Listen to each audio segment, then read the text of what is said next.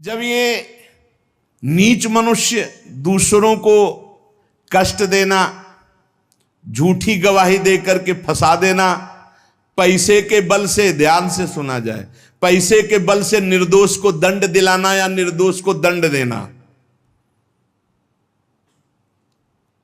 एक वकील साहब कह रहे थे अपने यहां जो है कि हमको तो वकालत पढ़ाई ही इसीलिए गई कि जो हमारे पास आवे हम उसको जितावें। भाई ठीक है, सांसारिक व्यवहार में आपको ऐसी शिक्षा दी गई होगी, लेकिन हमारा अध्यात्म ऐसी शिक्षा नहीं देता। अध्यात्म शिक्षा देता है कि तुम अपनी वकालत का प्रयोग दूसरों की रक्षा करने के लिए करो, और जो जुर्म करने वाले लोग हैं उनको दंड देना मानो उनको पवित्र करना है। अगर आप जानते हैं ये जुर्म से युक्त है, दोष से युक्त है, और पैसे के बल से उसको निर्दोष साबित कर देते हैं, तो वो और आप दोनों दंड के भागी बनेंगे। परिणाम में आपको दुख भोगना पड़ेगा।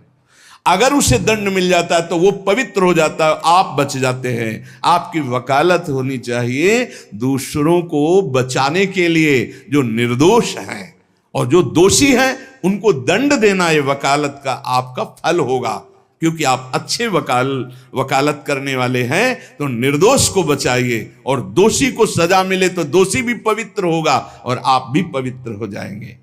जो लोग झूठी गवाही देते हैं, जो पैसे के बल से दूसरों को, जो निर्दोष हैं उनको दंड दिलाते हैं, दोषियों को मुक्त कर देते हैं, चाहे कोई भी हो, जो बुरी बातों का उपदेश देकर भोले भाले लोगों को फंसाते हैं, जो शास्त्र और संतों की निंदा करते हैं, उनका जब मृत्यु का समय आता है तो भयानक दुख होता है, और उस दुख के समय उनकी दुर्गति का रूप सामने होता है। सुअर, कुत्ता, राक्षस क्या बनना है वही सामने आया और वही उनकी योनि प्राप्त होगी। फिर वो तड़पते हुए मृत्यु को प्राप्त होते हैं। और ऐसे लोगों की मृत्यु जब होने को होती है तो यमराज के बहुत ही क्रूर स्वभाव वाले, बहुत ही, जहां दया नाम की वस्तु नहीं, ऐसे क्रूर स्वभाव वाले हाथों में हथकड़ी लिए हुए और बड़ा भारी मुद्गर, वो बड़े भयंकर, और उनके शरीर से दुर्गंध, देखने से ही मलमूत्र छूट जाए ऐसे भयंकर, और उसी को दिखाई देते हैं जो मरणासन होता है। यमदूतों की दृष्टि पड़ते ही वो शरीराहंकारी जीव कांप पड़ता है। अब बोलने की हिम्मत नहीं, कफ पित्त वायु सब बिगड़ चुका है, कोई सहयोग देने वाला नहीं, सांस भी नहीं ली जा रही। अब उसका चित्त वहीं भ्रमण करेगा, मेरा पुत्र बचा ले, मेरी पत्नी बचा ले, मेरा परिवार। भगवान की तो याद जीवन में की नहीं, तो अब भगवान की अगर याद की होती तो ऐसी दुर्दशा नहीं होती। अब वो चीखने की कोशिश करता है पर आवाज नहीं निकलती, एक शब्द भी नहीं निकल, बार बार प्रयास करता है कोई मेरी रक्षा कर ले। इन भयावन 2 यमदूत होते हैं, उसका मल निकल जाता है भयवश, मूत्र छूट जाता है, मुख सूख जाता है, आंखें पलटने लगती हैं, सांस ऊपर को उठने लगती है, देखने की शक्ति नष्ट हो गई, भारी वेदना, तड़पता हुआ वो शरीर को छोड़ता है। अब जैसे बोले कि शरीर तो यहीं छूट जाता है, दंड किसको मिलता है? तो आप स्वप्न में जब पीटे जाते हैं तो आपको पीटने का दुख होता है कि नहीं होता है? पीटने का दुख होता है। जगने के बाद पता चलता है वो झूठा होता है। शरीर तो स्थूल आपका सैया में सोया होता है, जब चाकू मारी जाती है ना तो वैसे अनुभव होता है, वैसे अनुभव होता है। तो ये जब स्वाप्निक शरीर में अनुभव हो गया, वो तो यम यातना देह पर्सनल, जैसे जेल की वर्दी मिलती है ऐसे एक शरीर मिलता है उस जीवात्मा को। मन, बुद्धि, चित्त, अहंकार, 5 ज्ञानेंद्रियां, 5 कर्मेंद्रियों सहित उस शरीर में पैक कर दिया गया, उसका नाम यातना देह है। अब उसको उस शरीर से ले जाते हैं यातना देह से। स्थूल देह तो यहीं छूट गया, सूक्ष्म शरीर, कारण शरीर पैक कर दिया गया यातना देह में। जैसे स्थूल शरीर में, स्थूल शरीर छूट रहा, यातना देह मिली, वो सूक्ष्म होता है।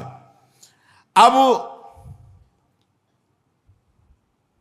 ये माता पिता का गर्भजनित देह नहीं है, ये दंड विधान वाला है, ये कर्म जनित होता है, इसे यातना देह कहते हैं।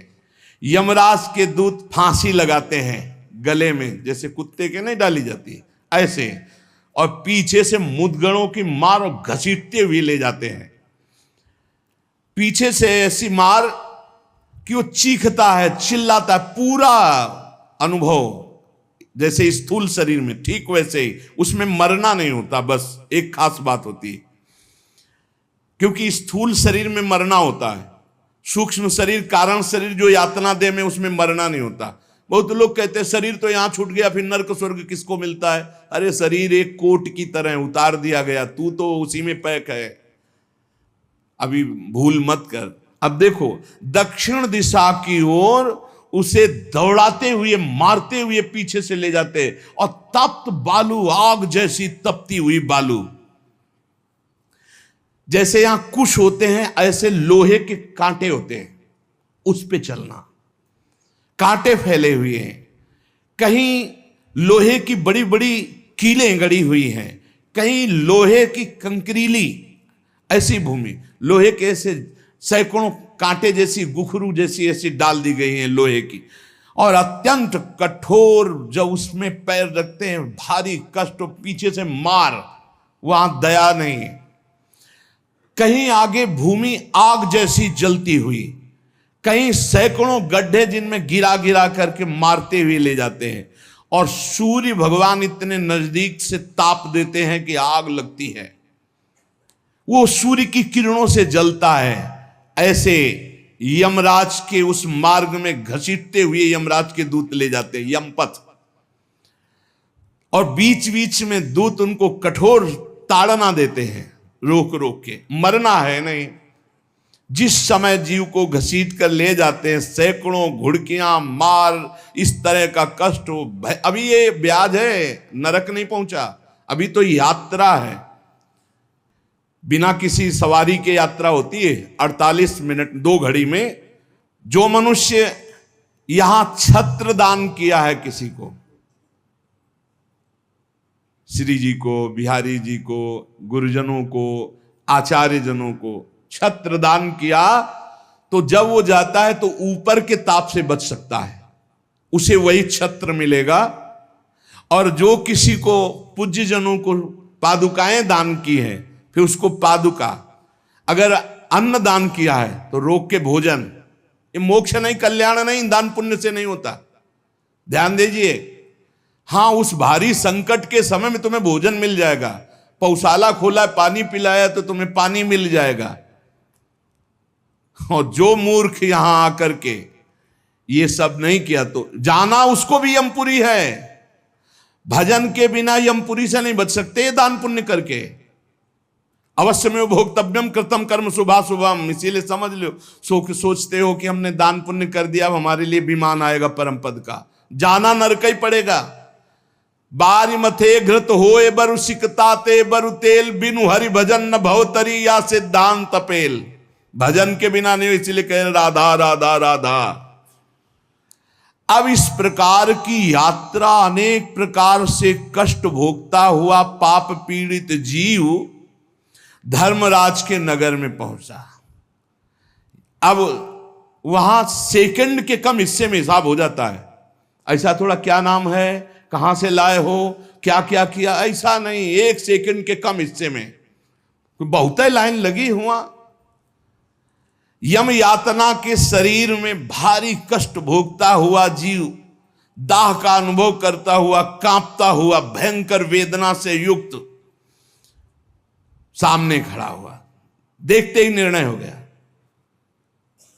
अब वहां से उसको उसके कर्म के अनुसार नरकों में ले जाया जाता है। जिसने यहां सूर्य भगवान को प्रातःकाल उठ करके जलांजलि दी है, पुत्र हैं भगवान यम, सूर्य पुत्र, जो अपने पुरखों का पिंडदान किया है, जो समय समय पर अपने पूज्य जनों को, गुरुजनों को, संतों को अपने घर में बुलाकर भोजन पवाया है, जो बुजुर्गों को तेल मालिश करके, जैसे उन्होंने हमें तेल मालिश करके पुष्ट किया, ऐसे वृद्ध माता पिता के जो चरण दबाना है, शरीर पर तेल लगाना है, उनके वस्त्र धो देना, उनको भोजन कराना है, उसको वहां थोड़ा आदर मिलता है। बैठो, खान पान, थोड़ा सुख सुविधाएं, नरक से नहीं बचोगे। भगवत भाव के बिना नरक से नहीं बचोगे। जो जो उसने सेवाएं की हैं, वो सेवाएं, आए हो नरक के मार्ग में तो थोड़ा तेल मालिश हो जाएगा, खवा पिया दे जाओगे, थोड़ा शीतल जल पीने को मिल गया, खान पान की विश्राम की व्यवस्था थोड़ी समय के लिए। अरे इसीलिए जय सीत हरिवंश नरक गति दो, ये जो अपने माता पिता को गाली देते हैं, जो मनमानी आचरण करते हैं ना, खूब अच्छे से तृप्त होते हैं। अब बात ये कि याद नहीं रहती ना, जैसे गर्भ की बात याद नहीं, यार गर्भ की बात याद आ जाए तो तुम भजन के सिवा कुछ नहीं करोगे। मरने की बात याद आ जाए कि पीछे जब मरे थे तो कितना कष्ट हुआ, मां के गर्भ में रहे कितना कष्ट हुआ, ऐसी जेल तो है ही नहीं मां के गर्भ जैसी। विचार करके देखो। अब वो मृतक जीव जो जो सुविधाएं दान की थी, वो उसे कुछ दिन के लिए वहां सैया मिल गई, भोजन मिल गया, विश्राम मिल गया। कुछ दिन के लिए भाई, बहुत होश में दान पुण्य के भरोसे मत रहना। अब जब वो पुण्य खत्म हुआ उनका, तो यमदूत उनको साथ लेकर गए। 12 दिन तक उसको पुण्यों के भोग का अवसर मिलता, तभी तक 13वीं तक कहते हैं जीव को नरक की गति नहीं दी जाती। 12 दिन तक उसको होगा कोई विश्रामालय, उसमें रखा जाता है। 12 दिन तक जो पुण्य सुकृत हुए उनको भोग लो, अभी आराम कर लो, नरक आए हो। अब नरक में प्रवेश होगा 13 के बाद। तभी कहा जाता है जल्दी जल्दी 12-13 दिन खूब पुण्य कर ले, उसको दान करो आत्मा को, तो उसकी उन्नति हो जाएगी। कोई ये झूठी बातें नहीं है। और राधा नाम बोल दिया एक बार तो इसके बराबर कौन सा पुण्य होगा। यमराज के खाते में पुण्य वाला है ही नहीं ऐसा जितना राधा। अरे जाना ही नहीं पड़ेगा भैया, राधा नाम जिसकी जिह्वा से निकाल, अनुल्लिख्यानंतानपि तदपराधान मधुपति। इसीलिए तो गरज कर कहते हैं, अब जिनको नरक भोगना है वो नहीं सुनेंगे भगवान नाम महिमा, भगवान नाम जप नहीं करेंगे। 12 दिन के बाद 12 दिन तक वो अपने घर के वालों के दिए हुए पुण्य आदि जो उसको भोगता है। फिर जब पिंडदान हो जाता है 13वीं, तब तत्र यद बांधवस्तोयम प्रयच्छन्ति तिलैः सह यच्च पिंडम प्रयच्छन्ति नियमानस्तदनुते तैलाभ्यांगो बांधवानां मंग संवाहनम च यत् तेन चाप्याप्यते जंतुर यच्चास्नन्ति सुबांधवाः। जब शरीर छूटता है उस समय से बहुत होश में रहो, सब कुछ मिलेगा उसको। जीवात्मा जो छाती के पास बैठ के ले नाक बहा रहे हैं, आंस बहा रहे हैं, यही पीने को मिलेगा उसको। बहुत होश में राधा राधा, कम जिंदगी में वो नहीं जपा तो तुम तो कीर्तन कर ले, वो मिलेगा फल उसको।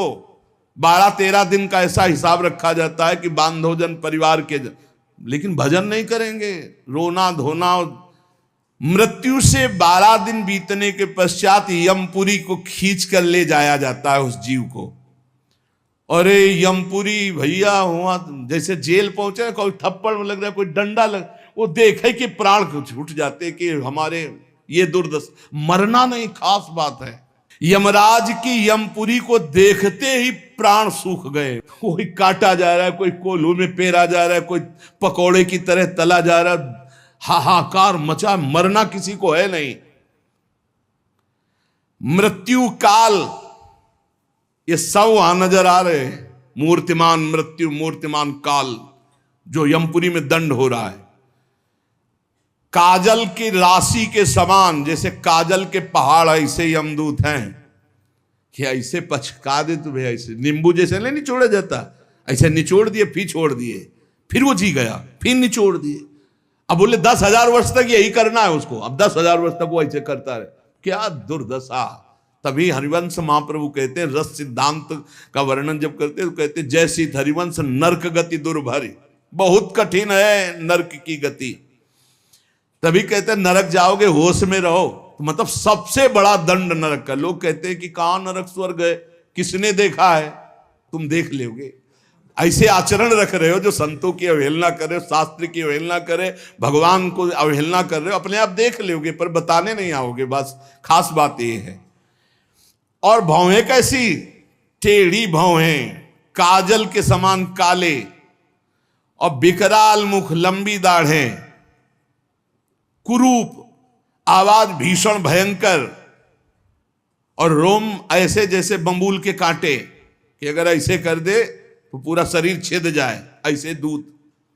विशाल भुजाएं, पुष्ट भुजाएं, और सब यम दंड यम पास लिए हुए, बड़े भयंकर, दुर्गंध आती शरीर से। जीव देख के घबराता है, उनके हाथों में फंसा हुआ। अब जो यहां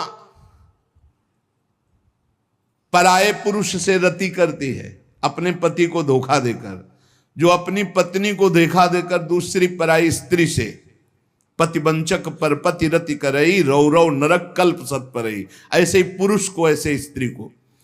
रौरव का बड़ा भयानक स्वरूप है। रौरव नरक की लंबाई चौड़ाई 2000 योजन है।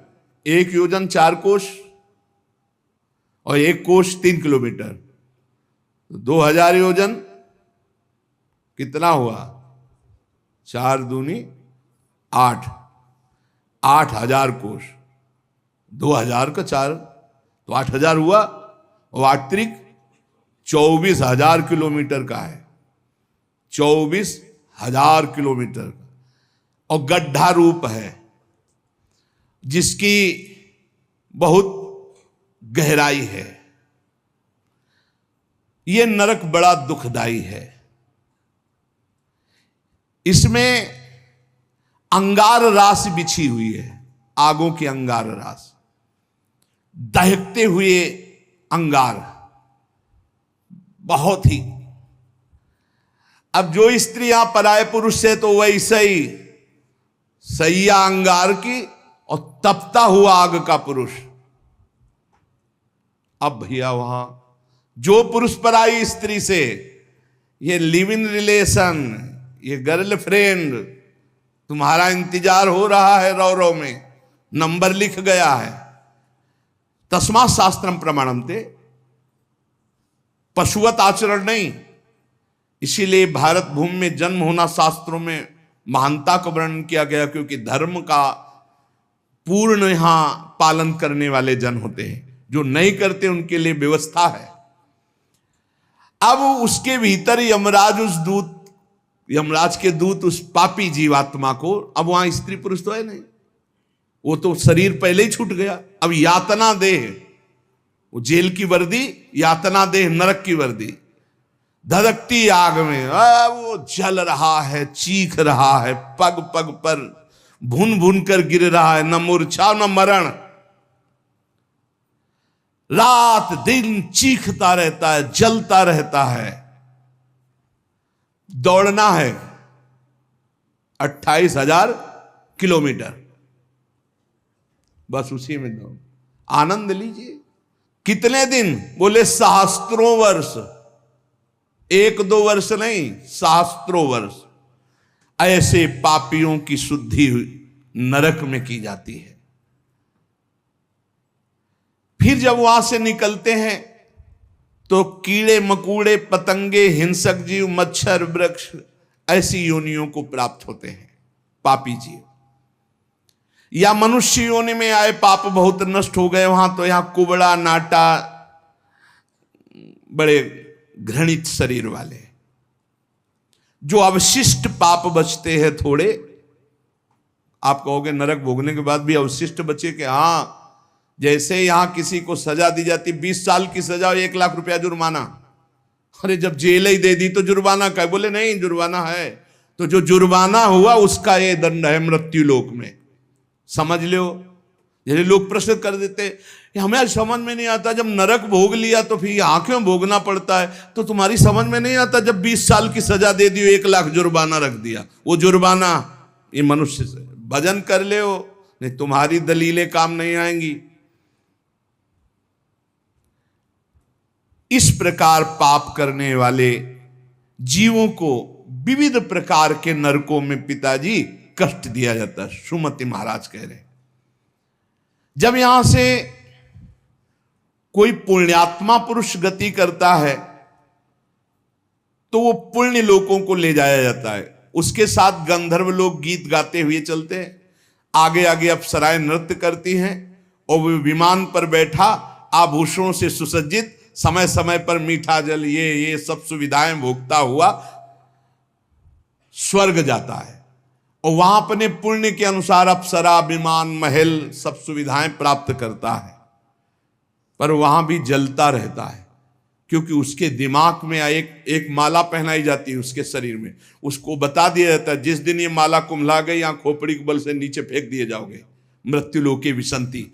अब वो रोज माला देखकर जलता रहता है कि ये माला कभी, और जहां कुम्हलाना शुरू हुई तो भयंकर पीड़ा, ये सब छूट जाएगा, अप्सरा और महल, बड़ी सुख सुविधा में आसक्ति, और वो सब छूट जाएगी। अच्छा, ये दुख, और दूसरा एक दुख बगल में दूसरी अप्सरा वाला निकला विमान, जो उससे कई गुना सुंदर, कई, अब वो जल रहा है, उसको शांति नहीं। तब लगी कुशल न जीव कहूं, सपने हूं मन विश्राम, जब लगी भजत न राम कहूं, शोक धाम तज काम। पिताजी, जो मनुष्य यहां वीर्य को नष्ट करता है, बर्बाद करता है, उसमें जीवात्मा होती है। ये बहुत ध्यान देने, इनको इनाम में महारौरव नरक मिलता है, परिणाम में महारौरव नरक। ये जो अष्टमैथुनों का प्रयोग करके बिना शास्त्र मर्यादा के वीर्य को बर्बाद करते, जैसे शास्त्र मर्यादा है संतानोत्पत्ति के लिए, गृहस्थ मासिक धर्म के बाद, पवित्रता होने के बाद, भगवत चिंतन करते हुए भगवान की सृष्टि पूर्वक जो आराधना का भाव रख करके संतान उत्पन्न, बस उतने के लिए शास्त्र आज्ञा करता है। नहीं, मानव जीवन बहुत ही सावधानी के लिए, वीर में ये सब हम आप जैसे प्रकट हुए ऐसे जीवात्मा विराजमान है, उसको यथास्थान ना समर्पित करके और नष्ट कर देना, या फिर संतान नष्ट कर देना, या बहुत तरह से जो ये है महारौरव नरक की प्राप्ति होती है।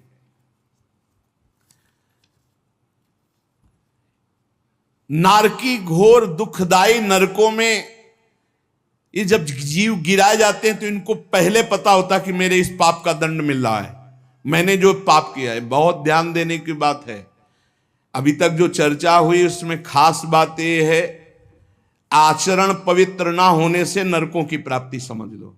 पहला, पराई स्त्री की तरफ या स्त्री पराय पुरुष की तरफ जो व्यभिचार प्रवृत्ति करती है उसे रौरव नरक मिलता है।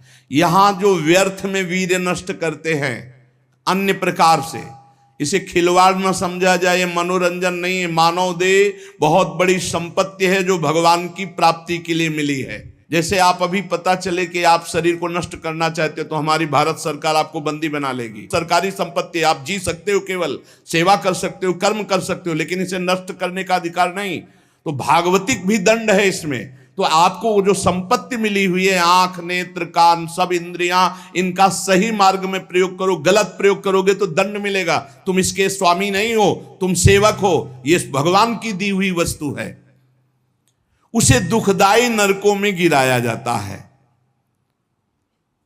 दिमाग में बैठा लो ये बात। व्यर्थ में ब्रह्मचर्य को नष्ट करना, व्यर्थ में ये पाप जनित कार्य करना, महारौरव नरक में जाने का पूरा तैयारी कर रहे हो। ये अज्ञान की बात नहीं, भगवान की कृपा से सत्संग सुनने को मिल रहा है, शास्त्र सम्मत। तो डरो, डर करके अपना सुधार करो। ऐसा नहीं कि आप कोई नहीं देख रहा, आपके मन में जो आया आप वो कर रहे हैं, नहीं, आपको इसका दंड मिलेगा, एक एक सेकंड का दंड मिलेगा। यमदूतों द्वारा घसीट घसीट कर ले जाए गए उस महान रौरव नरक में एक घंटी यंत्र की तरह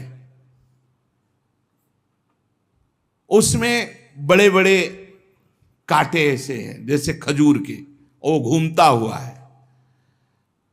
इसका विस्तार 12,000 योजन है।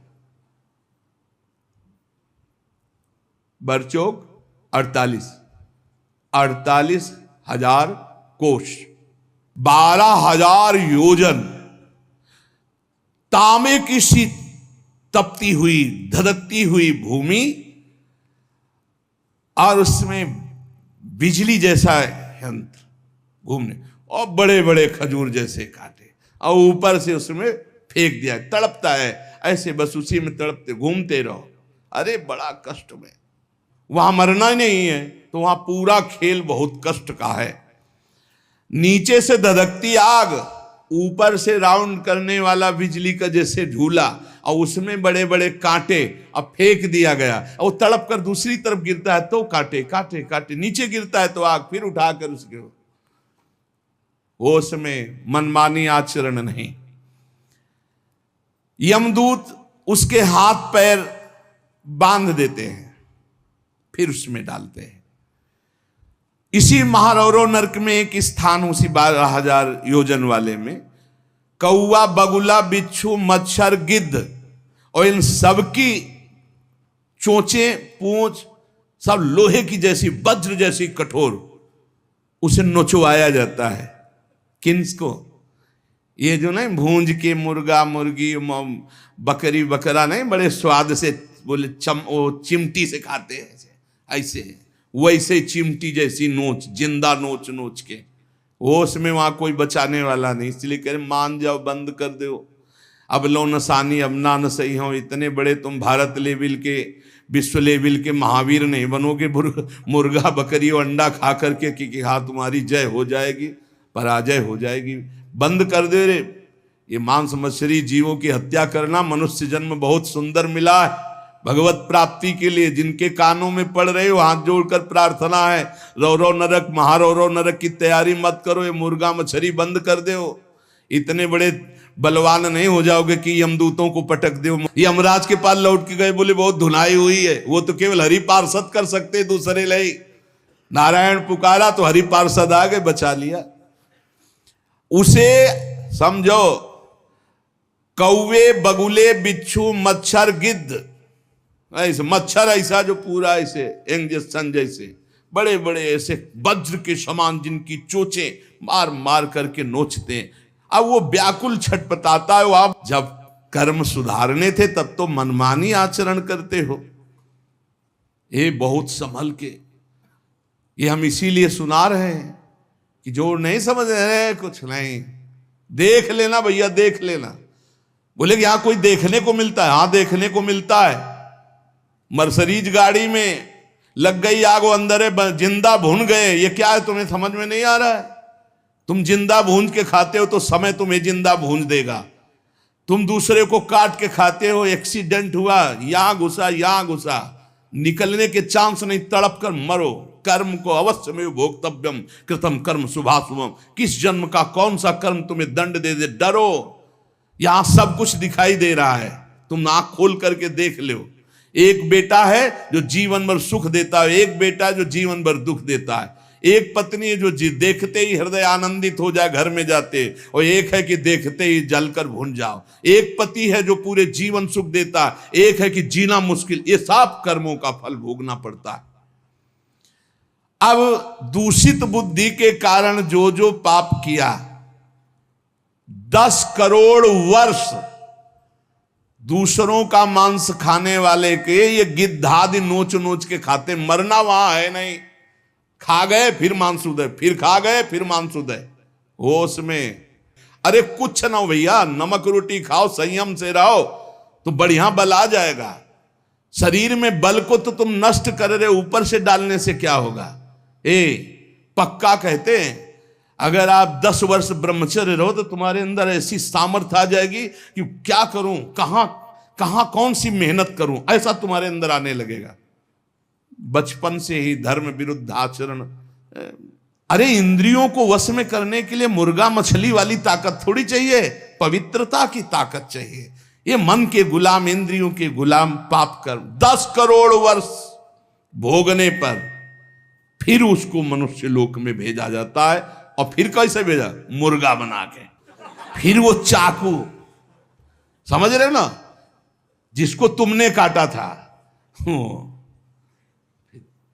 फिर बहुत बड़ा, इसीलिए कहा गया सेवक जी महाराज करें संस्कृति मांझ बरियाई के पायो मानुष दे ताकत पार। अरे संस्कृति चक्र को रोक के भगवान कृपा करके तुम्हें मनुष्य दे दिए, और सत्संग भी सुना रहे कि हमें पता नहीं था, तो अब पाप कर्म करना बंद कर दो। देखो कैसे घृणित पदार्थ खाते, अंडे में क्या भरा है, कितना दलित दूर। हाँ बोले हम बलवान बन रहे, विटामिन पी रहे हैं। क्या करें। हाँ मतलब गजब, उल्टी हो जाए देख के, अंडे में जो भरा है उल्टी हो जाए देख के। कर्म काल तुम्हें दंड देगा। मान लो जीवों के प्रति दया का भाव सबसे बड़ा धर्म है, परहित सरिस धर्म नहीं। जीवे दया, जीव पर दया करो। ये जो अपराध कर रहे हो, अरे भाई एक एक जैसे चबेना चबाते हैं ना, ऐसे मछली चावल खाते हैं। जिंदे खाएंगे यमदूत वहां, ये सब यमदूते हैं जो बड़ी बड़ी चोच वाले। अब महारौरों के कष्ट को कैसे तुम्हें बताए। उसी के बगल में है शिवातम नामक एक नरक, जहां भीषण सर्दी ही सर्दी है। इधर जलता हुआ और घूमता चक्र ऐसे, फिर बगल में ही एक गिद्ध हो, ये सब। और उसके बगल में शिवातम नामक नरक, रौरव नरक के बराबर में ही है। घोर अंधकार, भीषण सर्दी और दम घुटने वाली गैस। अरे ऐसे ऐसे नरकों का वर्णन पूरा तो आज हो ही नहीं सकता है, केवल वानगी भर दे रहे हैं तुम्हें। घोर अंधकार, भीषण सर्दी और जहरीली गैस, शिवातम नामक नरक। अब वहां छोड़ दिया गया। अब वो कांपते हैं, सांस लेने में वो जहरीली गैस उनकी दम को, मरना वहां है नहीं, और सब अंधेरा है, सब एक दूसरे को। और ये वहां इतनी सर्दी की दांत कटकटाते हैं, भूख प्यास अन्य उपद्रव, इसके साथ ऐसी वायु चलती है कि बड़े बड़े ओला, फूट जाए शरीर। भयंकर हड्डियां चर चर टूटती हैं, ऐसे ईंट की तरह ओला गिरते हैं। मज्जा रक्त बह रहा है, अंधेरा, भीषण गैस, वो प्राण लेने वाली, क्षुधातुर मनुष्य एक दूसरे को खा रहे हैं वहां नरक में।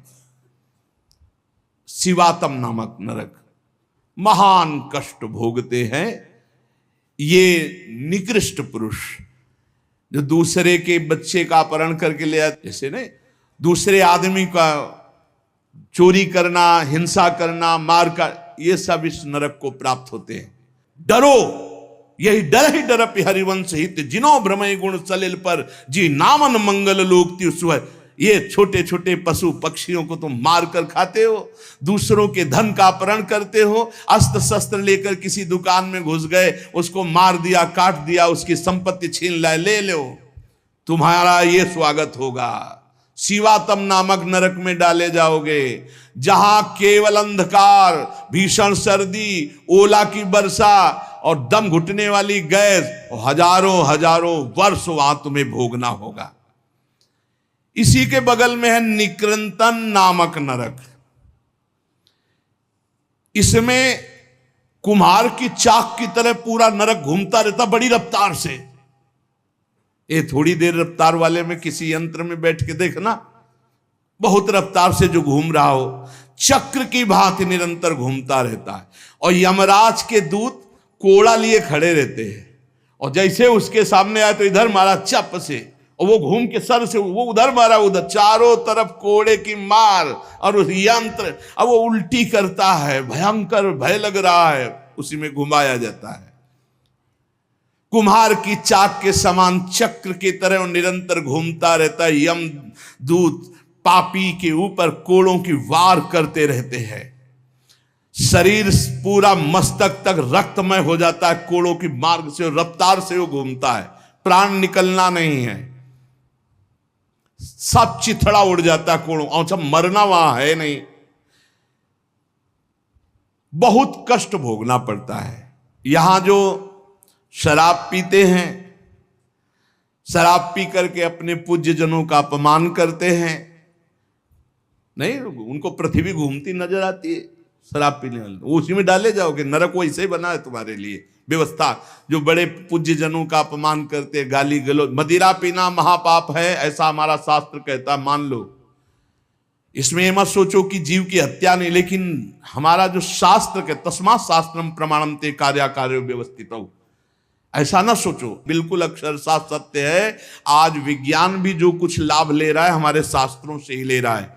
विज्ञान भी शास्त्र का अनुसरण ही करता है। एक बहुत बड़े वैज्ञानिक आए थे अपने भारत के, उन्होंने यही बताया कि जहां से मेरा विज्ञान समाप्त होता है वहां से आपका अध्यात्म प्रारंभ होता है, इसलिए मैं दर्शन करने आया हूं आपके। जब तक शरीर के पापों का नाश नहीं हो जाता, इस अप्रतिष्ठित नामक नरक में बड़ा असह्य दुख भोगना पड़ता है। ये शराब पीना, ये बुजुर्गों का अपमान करना, दूसरों की हिंसा करना, अत्याचार करना, ये बंद कर दो। ये तुम्हें तमोगुणी राक्षसी बुद्धि प्रदान करती, इसलिए निषेध किया गया है।